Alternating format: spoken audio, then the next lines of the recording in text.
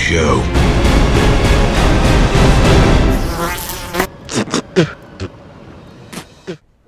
What about the Mets? Ooh, 1-0. What about them? They started with the right foot. Yeah, they won. The Mets? Yeah. Yeah, they 1-0. They're undefeated. If we ended the season right now, we'd be champions. Yeah, you love sports, right? Yes. What are your teams? They're all New York. Yes, it's because where I grew up, so it's what you know. I'm a New York Mets fan. Football, I'm a New York Jets fan. New York Knicks fan. They stink. All my teams stink, by the way. You're disappointed. I'm always disappointed. But you get used to it. You develop a thick skin. You have grown, like you said, in New York. You're a very New Yorker guy. You did the King of Queens and all this idea of the city.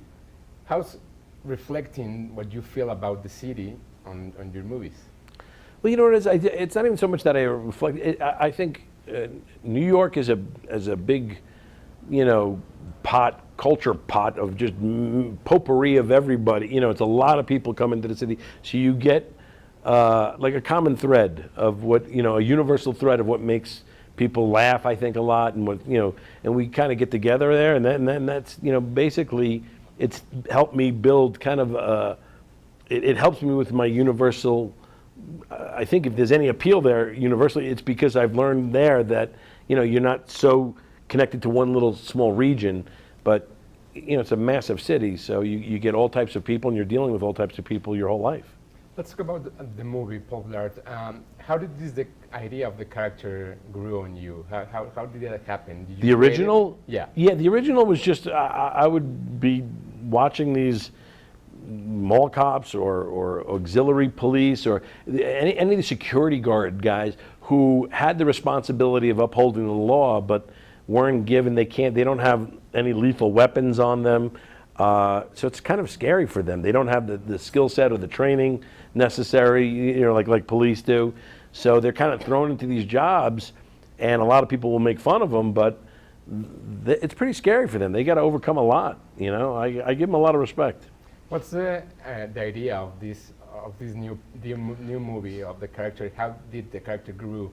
He's going through a lot of tough times emotionally, because he's on the verge of being left alone because his daughter is going off to college, so she's going to be leaving him, and he's kind of scared about that. But they take a nice vacation a well-deserved vacation to Las Vegas, which is a bigger platform. We take it out of the mall, and then something goes wrong in Vegas, and he can't just, it's not his responsibility, it's not in his jurisdiction, but he can't not get involved. He's got to get involved. So he does, and he kind of gets this band of misfits together, a bunch of mall cops and security guards together, and they overcome the odds. You have your brother in on the movie, and you have developed this, I think, like idea of a family with Adam Sandler and all these comic guys that work together. How does that work? Well, they're all guys, number one, that make me laugh, and I have a good time working with them. But I've learned from Sandler. Sandler surrounded himself with, he's a very, very loyal guy who just, he'll always bring new people in, but he does also have a core, the core people of crew that works for him are the same people. He's grown up with them. They've been with him for 20 years, and he's just that type of loyal guy. So it's nice to see. What's the difference between working with Sandler on camera and working him as a producer? I always love working with him on camera because we just goof off and laugh.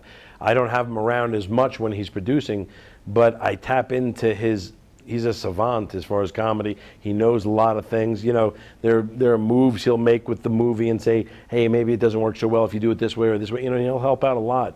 And he's just the greatest supporter of that. So, talking about comedy, you started a while ago doing stand-up comedy.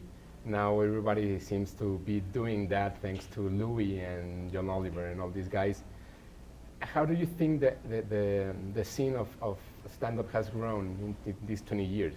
I've never let go of it. It was my first love, and I still do it because there's nothing like that immediate reaction from an audience. Even when you make this movie, I love watching the reaction of people watching the movie, but we made the movie over a year ago, so it's a long time before it comes out. Stand-up is immediate. You get a reaction right away, and it's just a matter for me of trying to find the proper time to write new material, to get there, to hone that material and put it out there. But the state of stand, it's a great art form. I love it. I love watching, comedy whenever I can, and it's evolved. There were times where it went away. It got oversaturated. I think every TV show, there was stand-up comedy. It was like in the early '90s it started burning out, but it was, it's cyclical. It comes back, and it's always there. I always feel like it's there in the background always. How do you prepare these stand-up acts? Do you do it in New York, or do you just tour like, I don't know, maybe Kevin Hart is doing it? Yeah, I'll tour, but I'll pop into little clubs to try new material out, and then you go out on the big theaters and you start working your act together and, working in new material then. And, I write all different ways of writing. If something hits me that I think could be funny, I'll try it out, and sometimes it doesn't work at all and you let it go, but other times you can write a whole chunk of material that way. Is there anything you can say about Pixels, the new movie you have with Adam? Yeah, it's a great movie too. It's coming out I think towards the end of summer.